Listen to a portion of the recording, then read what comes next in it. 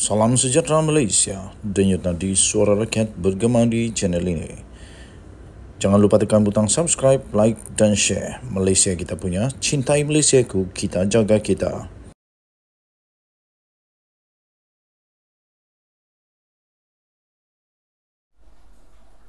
Salam sejahtera Malaysia, denyut nadi suara rakyat bergema di channel ini. Tuan-tuan dan puan yang dihormati sekalian, Wan Saiful Wanjan, seorang manusia yang sudah jadi kluster mahkamah, sudah pun didakwa di mahkamah dan kalah lagi di mahkamah. Baru-baru ini dia merayu supaya digugurkan kes dia, kalah, ditolak mahkamah, mentah-mentah ditolak mahkamah dan pendakwaan itu diteruskan. Cuba-cuba dia nak jadi hero, cuba-cuba dia nak tunjuk hebat, tapi sayang sekali Wan Saiful kena sekolah. Wan Saiful kena sekolah dengan agak teruk dan juga agak best. Kerana itu tuan-tuan dan puan, kasih share video ini supaya ramai orang nampak bahawa kalau nak jadi hero kena pakai otak. Kalau nak jadi cuba-cuba nak tunjuk hebat, nak kena pakai otak. Bukan sembarang cakap, bukan sembarang arah. Sebab dengan arahan, dengan cakapan yang tak masuk akal, akhirnya sendiri kedapatan tak pakai akai. Dan tak ada akai dan pendek akai. Hak itulah.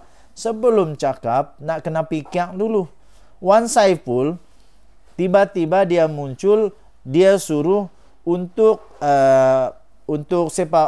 menteri komunikasi dan multimedia dan digital untuk letak jawatan. Dia tiba-tiba suruh letak jawatan hanya kerana satu konsep kontroversi kumpulan The 1975. Malangnya dia tak pakai fikir dia tak pakai akai dia bahawa benda tu di luar kawalan daripada menteri ni. Kalau menteri tahu awal-awal, memang of course lah manusia di dunia ini semua akan halang. Awak Wan Saiful, hang tahukah bila nak jadi kejadian tak elok, bila jadi, kalau hang tahu maknanya hang ni malaikat ataupun hang ni Tuhan. Tahu. Jadi Wan Saiful kena sekolah. Jika Wan Saiful didakwa rasuah, logikkah Menteri KDN letak jawatan? Aduh. Timbalan Menteri Komunikasi dan Digital, iaitu Teo Ni Ching, telah menolak desakan Ahli Parlimen Bersatu yang sekarang ini kluster mahkamah, Wan Saiful Wanjan. Sudahlah kluster mahkamah, tak sedar diri, duk bising lagi. Lebih baik diam-diam lah. Nanti fokus dengan kluster mahkamah kamu tu. Fokus dengan kamu punya pendakwaan. Nanti duk sibuk dengan hal orang sendiri. Tak fikir pula. Desakan beliau supaya Fahmi Fadzil, iaitu Menteri Komunikasi dan Digital, supaya meletak jawatan berikutan kontroversi kumpulan The 1975. Tapi memang saya pun saya tak setujulah dengan apa yang kumpulan ni buat. Adakah kalau nak buat benda pelik-pelik, bukan dekat Malaysia. Malaysia negara berdaulat, ada undang-undang. Kita sudah ada undang-undang, hormati.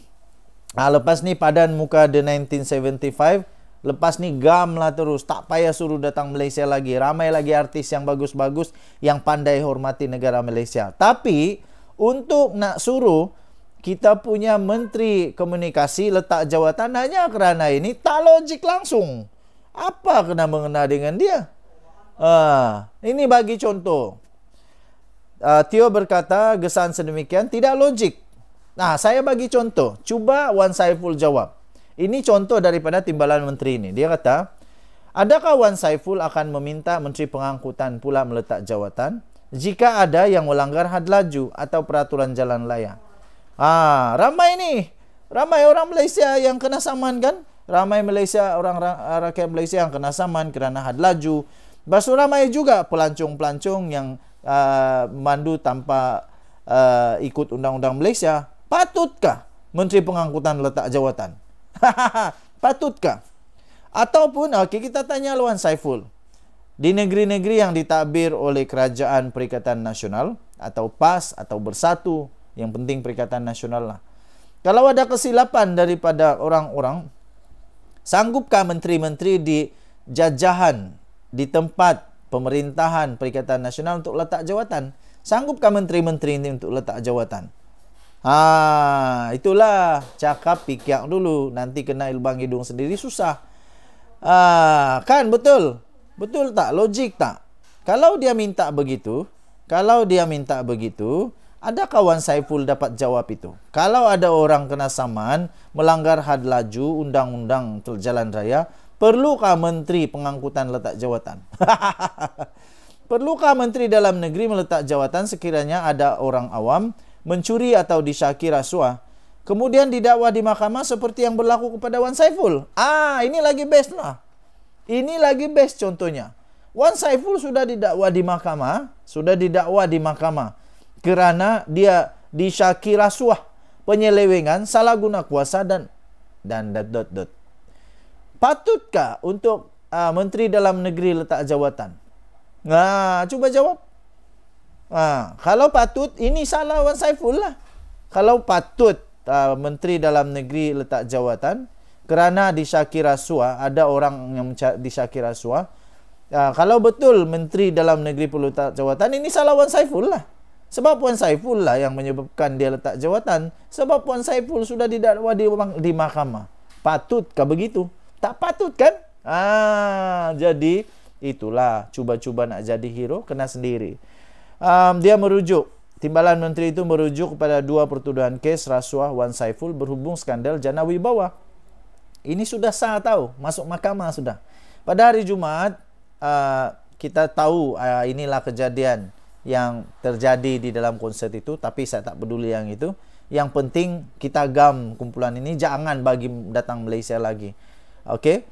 Jadi saya fikir Menteri Komunikasi dan Digital sudah pun belajar daripada kesilapan ini, dan selepas ini tak akan ada lagi the 1975 ini. Ini mencetuskan banyaklah, tapi tindakan daripada menteri serta-merta harus dipuji, iaitu Fahmi telah mengarahkan pembatalan serta-merta festival itu. Manakala kumpulan berkenaan dilarang membuat persembahan lagi di Malaysia. Padan muka. Tahniah. Inilah yang kita mau. Bila sudah dapat kesan kesilapan di sana, perbaiki. Nama dia damage control. Wan Saiful, anda perlu tahu nama dia damage control lah. Nama dia damage control, dan keadaan-keadaan seperti itu manusia biasa tak dapat nak ramal ya. Jadi Wan Saiful Wanjan, benda-benda begitu tak boleh ramal. Kalau boleh ramal, mungkin itu daripada Bersatu ataupun daripada PAS yang boleh ramal masa depan. Jadi selepas itu, untuk mengelakkan daripada kena suruh letak jawatan kerana perkara-perkara yang tak boleh diramal, kerana perkara-perkara yang tak boleh dikawal, selepas ini menteri-menteri dalam PAS kena lebih belajar lagi untuk meramal masa depan lah. Begitu saja. Okey.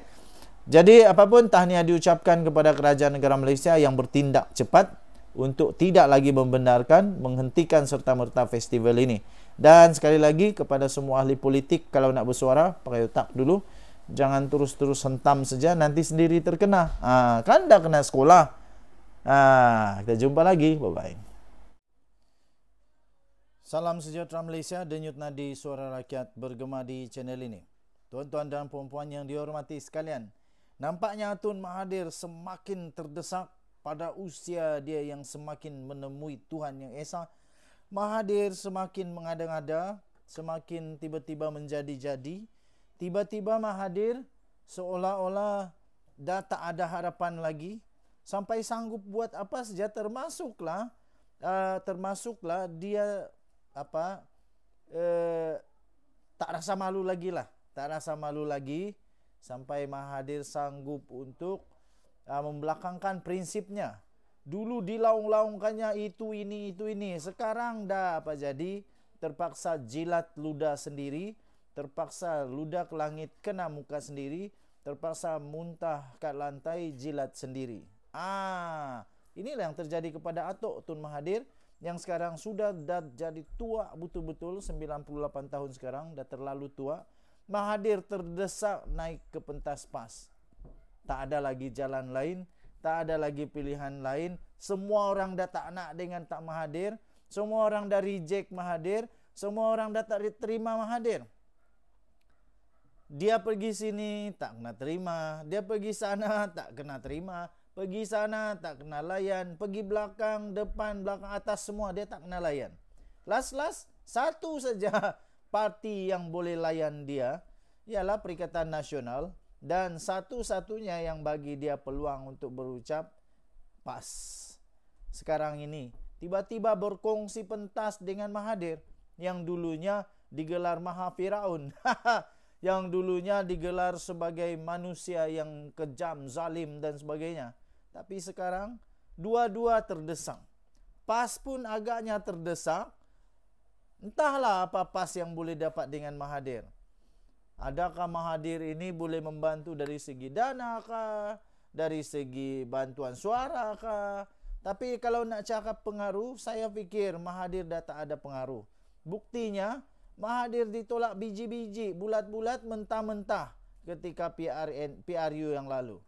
Sebab itu saya setuju apa yang dikatakan oleh Anwar, yaitu Mahathir sangat-sangat terdesak sehingga sanggup naik ke pentas PAS, musuh ketat Mahathir dulu.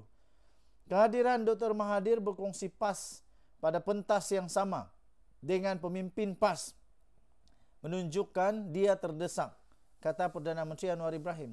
Saya fikir bukan Mahathir saja yang terdesak, PAS pun terdesak, Perikatan Nasional pun terdesak, Bersatu pun mungkin terdesak, Kerana apa? Bersatu, seperti yang kita tahu, mereka ini terdesak kerana mungkin dah tak ada duit, mungkin saja, kerana akaun mereka dah kena sita. Nak pakai uang apa untuk buat kempen? Satu-satunya cara mungkin minta bantuan dengan Atok lah. Itu pun kalau Mahathir ada duit. Jadi, saya pun cuba untuk hadam kenapa Mahathir sanggup naik ke pentas PAS dan kenapa PAS sanggup berkongsi pentas dengan Mahathir ni. Rupa-rupanya satu saja yang kita boleh fikir, kedua-duanya terdesak lah. Menurutnya, bekas Perdana Menteri itu ketika berkuasa sangat kejam terhadap PAS dan penyokongnya. Itulah yang didakwa oleh PAS. Mereka kata Mahathir ini kejam, zalim dan sebagainya. Tapi sekarang mana? Dah mana suaranya?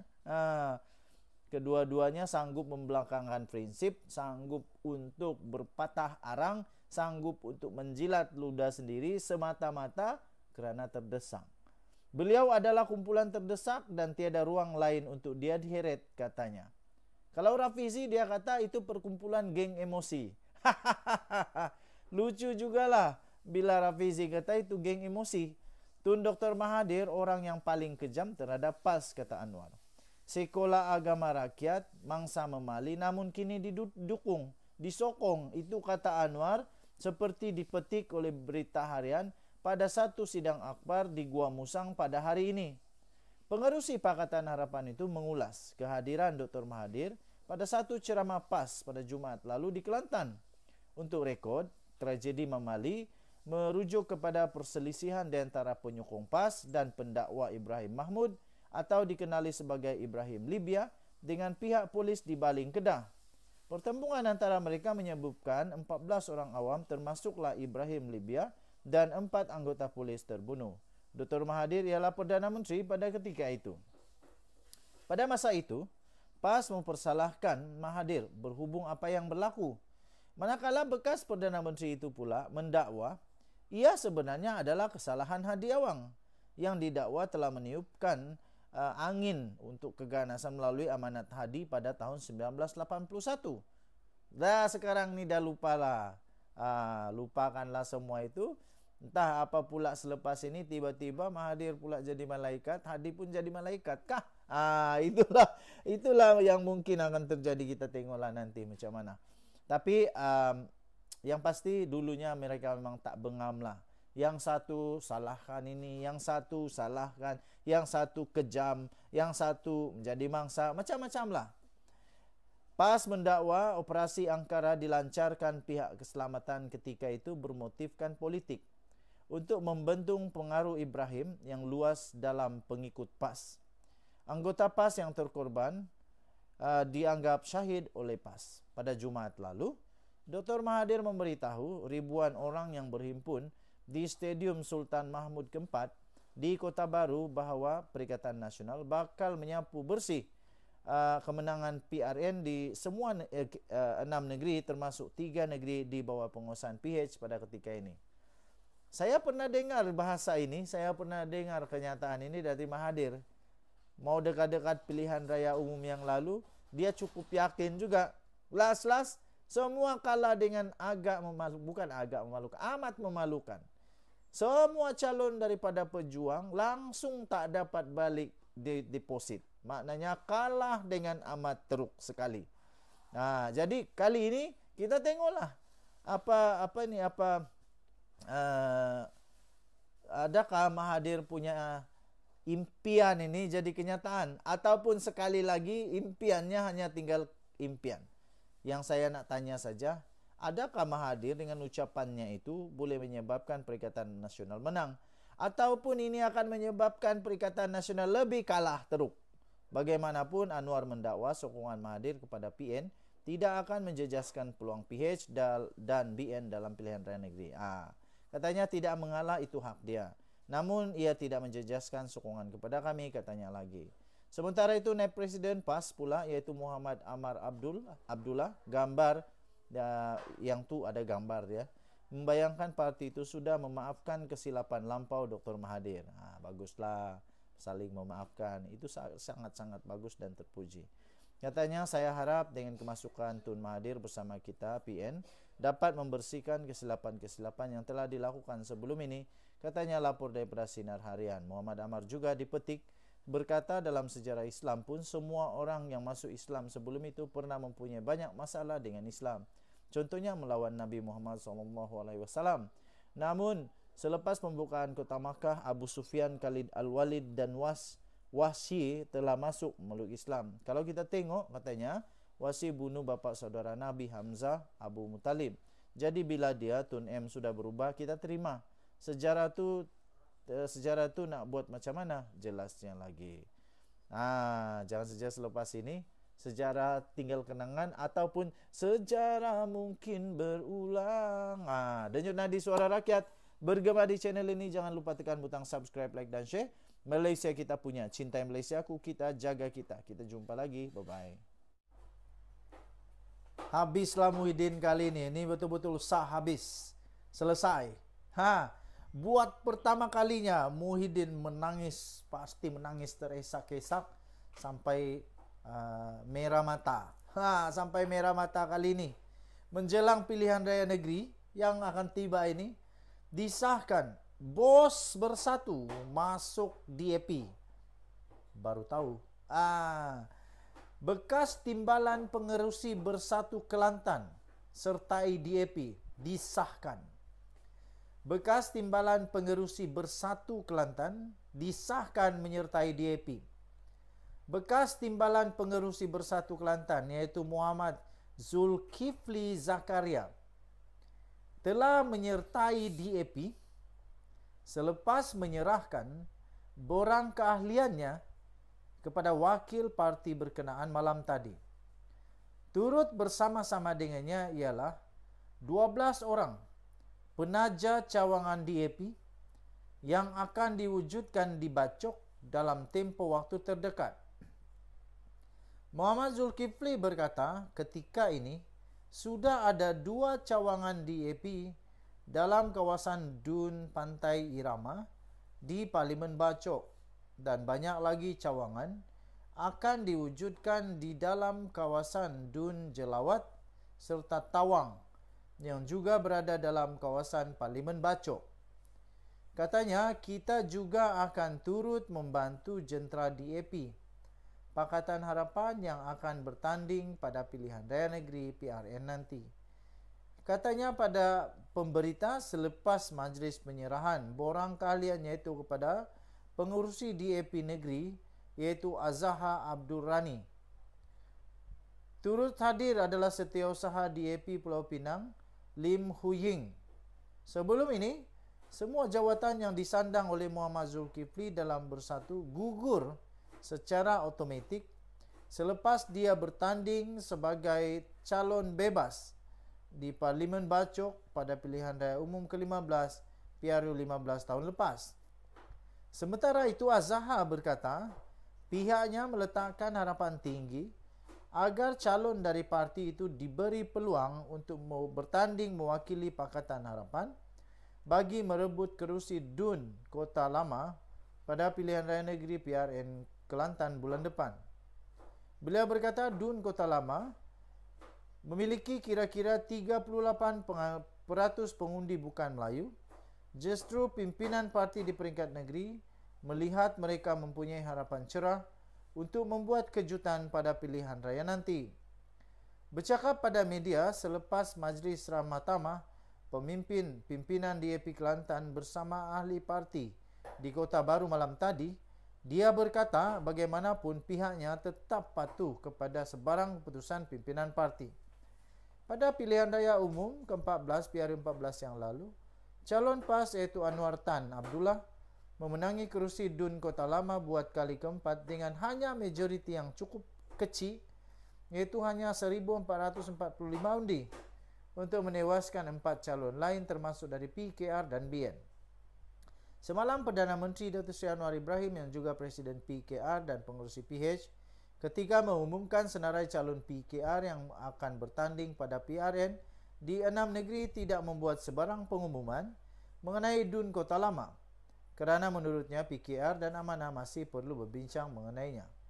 PRN membabitkan Selangor, Negeri Sembilan, Pulau Pinang, Kedah, Terengganu dan Kelantan ditetapkan pada 12 Ogos dengan hari penamaan calon pada 29 Julai. Tahniah diucapkan kepada DAP, habislah Muhyiddin. Selamat tinggal Muhyiddin. Bye-bye.